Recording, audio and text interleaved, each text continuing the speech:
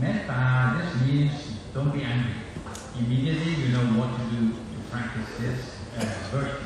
So this helped me that Buddhism in Thailand is a living tradition. It's not just a Buddhism in a book somewhere, but something even the children, even the regular people, not just the monks, they practice it for real in their life. So if I want to find out how to be a good Buddhist, I must go to Thailand to find out what to do. So my story is, I got a degree in psychology. It did not get me a job. So I studied one more year to become a teacher in the school in order to get a job. And for the trainee teacher, they always send the trainee to really bad behaved school. So maybe it's like in a zone of the city where a lot of crime occurs. And maybe you think even in Manchester everyone is rich, but it's not true. For many houses in this area, both the mother and the father break the law, get put in prison. Many of the children, they got no mom and dad to take care of them. They open the house with their own key.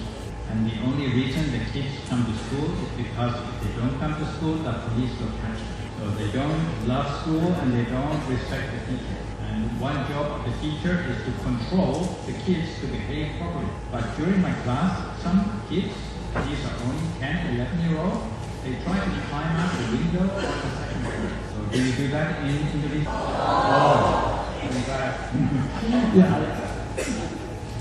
So, but for me, I thought, if I'm going to spend all my life to be a teacher, to control the kids climbing out the window, oh no, I'm not sure this is the life for me.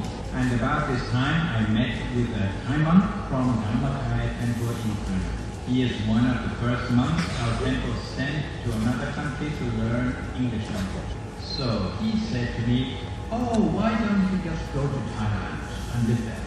Like this would be a very simple thing for me to do. And I started to think, if I have the choice between control the kids who climb out the window or go to Thailand is much more interesting. If I'm good enough to be a monk, maybe I can stay there.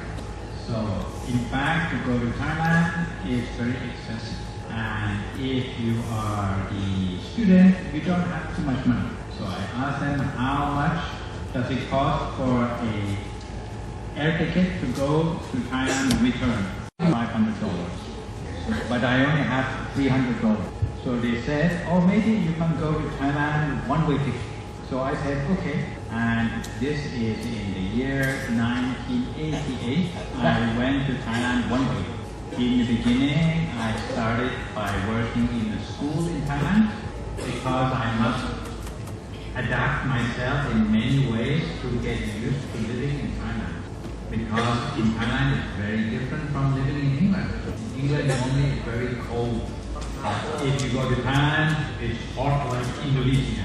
Normally, if you get too hot, you just take off some coats, take off some shirt. But in Thailand, it's so hot, you take off the coat, take off the shirt, it's still hot. So in the beginning, I had to sit in front of air conditioner all the time. I had feeling like I had a fever all the time. Before my body is quite fat. Later on, all the heat make my fat go away. Another thing I'm very scared of is insects. Because in England, no insects. But in Thailand, they've got very big insects. So maybe in England, if they got a bee, it's about so big. But in Thailand, the bee is about so big. And they look very scary. They also say if you get bitten by the mosquito, you will get malaria. So I'm very scared of malaria for many years. Later on, I found out, in fact, the mosquito in central Thailand, no problem with malaria. So eventually, they allow me to start to visit the main temple in Pathum Thani in Thailand. In the beginning, I started to do some meditation there. And for Western people to sit on a meditation mat on the floor also is very like you are sitting with the knees on the floor flat. The Western people cannot do that. Sit like this. Even the body has to change shape to live in Thailand. Very painful, very hot, many scary insects. But what I found is my meditation made a lot of progress. I changed from reading meditation to meditating in the center of my body. think about the crystal ball in my center. And the experience it got very good, very quickly. And it made me think I would like to stay in the temple forever. For a long time.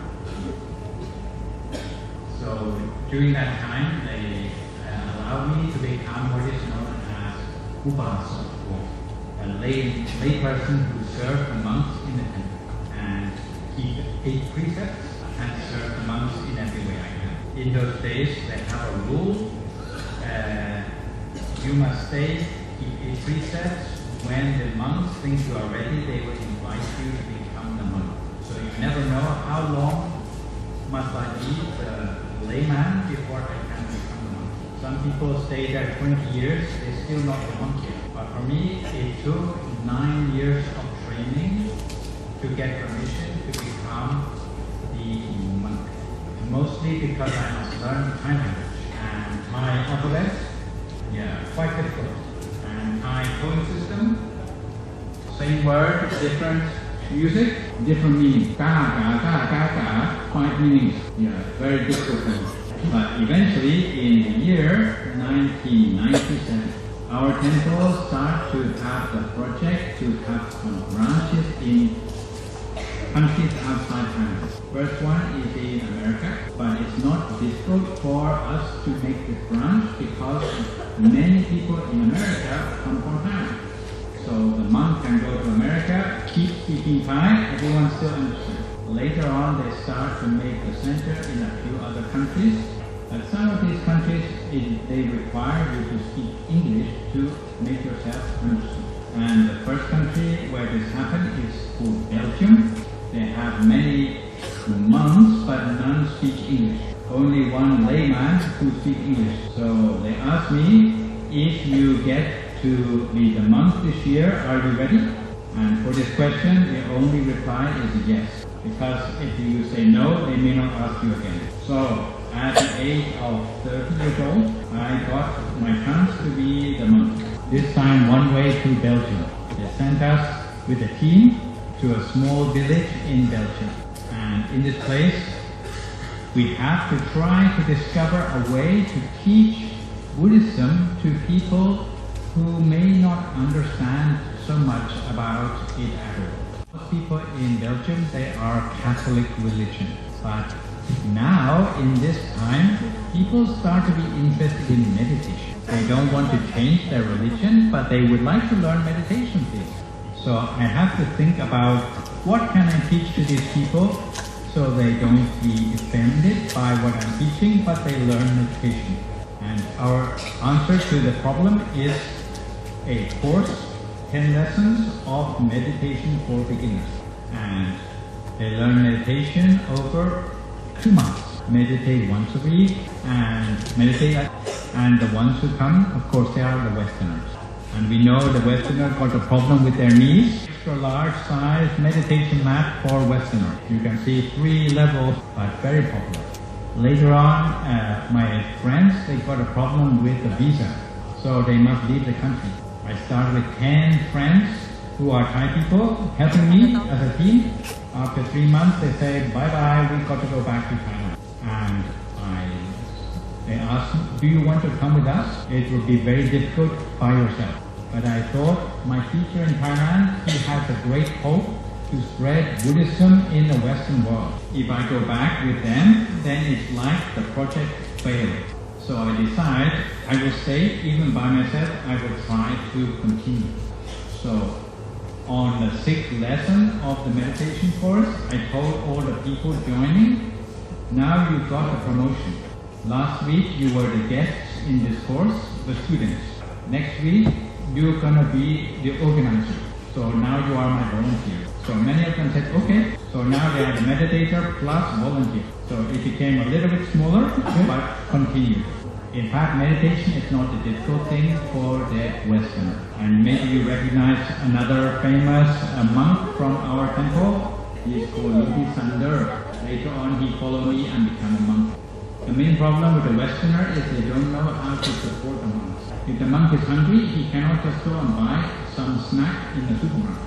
Like novices, you don't go and buy a snack in the supermarket. But I got a problem. No one knows how to bring the food for the month. If you go Pindapata, no one knows what you're doing. In fact, the making that you are begging for food is not legal in that sense. So little by little, I had to work out how to explain why it's good to give food to your monk. So this is the first example of the Western people give some food for the monk. So it's historic because it means I can stay further and don't stop again. So little by little, I connect up also with Asian people in Belgium. They supported me more. Train the Thai people to keep 8 precepts. New Year also train the Western people to keep 8 precepts in the winter and in the summer. Also, I try to expand to other countries which don't have a temple yet, like Switzerland. And the ones who have a faith in Buddhism, I encourage the young ones to go with me to Thailand to train up further. We call it Inner Peace Project.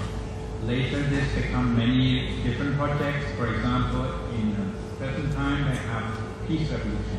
And don't forget, at this time, still no internet in the world. So every teaching you have to get in person, take people here and there, a lot of work. Later, we start to have more technology to help. I train the people in Thailand to translate. So these are Thai people who are got like major subject in English from university. They can help to translate Thai to English for our TPN channel. And also training up the monks to learn English. Some they like it, some they don't like it. Later, the ones who like it, they come and they will help in work in different branches around the world. The ones who like to go and follow my example, in this one, we have American, Norway, Belgium, and Switzerland. So the ones who like it, they stay. Some make a career to be one. In the meantime, we try to get a better, more influential place in the world so more people know about meditation and Buddhism. I went with my teacher to the United Nations in Geneva to teach about world peace. So this is how a monk can change the world to be more peaceful. But to be the monk is not all about teaching. You have many things which you must have with. Just like novice, not just meditation and Dhamma, but you also have a lot of cleaning, a lot of chores to have. All of this is important because it helps to extend the life of Buddhism. I do teaching in many places, also in the schools. Most places, even though the school may belong to another religion, I will teach with meditation. And wherever I go, because the monks move around, it's like an ambassador, move from one country to another every few years, always by teaching meditation in the new places. In many of the places, we found that other religions, they abandon the churches or sell the churches when they no longer use them or not got enough people. So these places are very helpful because it's ready for us to make a meditation center or temple instead. Or the meditation center in Indonesia, sometimes you just buy land and then you make it work. In many countries around the world, we buy the building ready to use. And this is one example from London, where I stayed for many years. It's a church. Inside 400 people can sit on it. And even though I am a monk, it doesn't mean that I know everything. But I try to find opportunity to keep studying new languages, new skills, and new knowledge, especially knowledge about Buddhism in different countries. And if the people see the monk get to a high level in university, they have more respect for the knowledge of Buddhism. So when I have the opportunity, I can present research in universities and in conferences. If your audience is professors and doctors, then it makes you much more careful about the things you present. And they call me Dr. Nicholas, or the PhD in education. But the subject I'm most interested in is children and teenagers, how do they learn Buddhism? Many of you go to Buddhist school, right?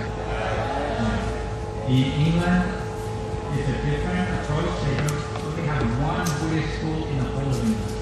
Mostly, the children must learn about every religion in school. A little bit about 6 different religions. So, because the Buddhist parents, mom and dad, they want their kids to know more about Buddhism than other religions, then they take them to temple school. So they have what is called the biggest Sunday school in most temples, especially Sri Lankan. So I did research in these different temples that have Sunday school. And because I go there, they ask, oh, can you teach them some meditation? So I will try to leave some time for questions today, but I will finish by saying, my teacher said that it's not just good luck that I can become a monk even though I was born in England. My teacher said that it is because I am attracted to Buddhism already for many lifetimes. In our temple we have something called case study. Did you ever hear about this before? Yes? No? No. So, do you ever hear about Jataka story? So, Jataka story, Buddha tell about what happened to this person many lifetimes ago. So, you've heard some stories like that? If you are very good at meditation, it's possible to remember what happened many lifetimes ago. And for many years, our main teacher in Thailand, Venerable Dhammachayo, he allowed the students to send in experiences and questions so he can look back to see what is possible from many lifetimes ago. And he told a story that, in fact, it's not the first lifetime I have been a Buddhist. He said that many lifetimes ago, I was in the beginning a soldier. But I decided to give up being a soldier in order to become a monk. Not just lifetime, many lifetimes. And when I was a monk, a lifetime, many lifetimes ago, I was stuck in a temple. All my duty is stay in the temple. And he said that because it's very boring to be left in the temple and for your friends go to an invitation to a house here, teaching over there, go to another country to teach. Very exciting. You feel, oh, I want to go as well. So he said, I made a wish whenever I did a good deed.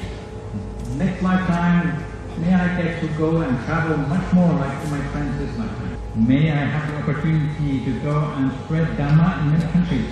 And in this lifetime, the dream came true. But to spread Dhamma in many countries, first you must speak good English, or at least some other language, more than one language. And what is a good way to learn English very quickly? To be born in a country that speaks English. Yes, you get to learn English for free. And in fact, my parents, they were married in Singapore.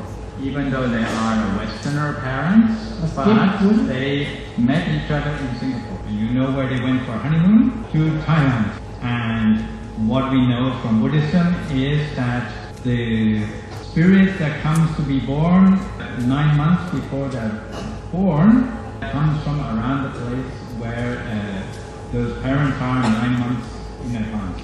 So really I am a Thai person deep down, but because I was born to Westerner parents, I look like a Westerner. And certainly this time around I get to travel a lot. I have been to more than 40 different countries, and mostly this is to do with travel to teach the Dharma. A lot of very exciting countries, especially in the Middle East, where there is more Muslims than here. Still, a lot of people are interested in meditation. So I will finish by saying, all of you are very lucky.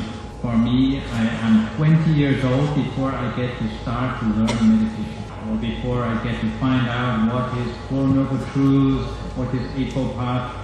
20 years old. But not only are you learning about Buddhism from a very early age, your parents are Buddhists, you even get to be the novice from a very early age. So if you are so successful in this way, there's nothing that you cannot do if you don't put your mind to it. So for the next 2 days, you will see more of me.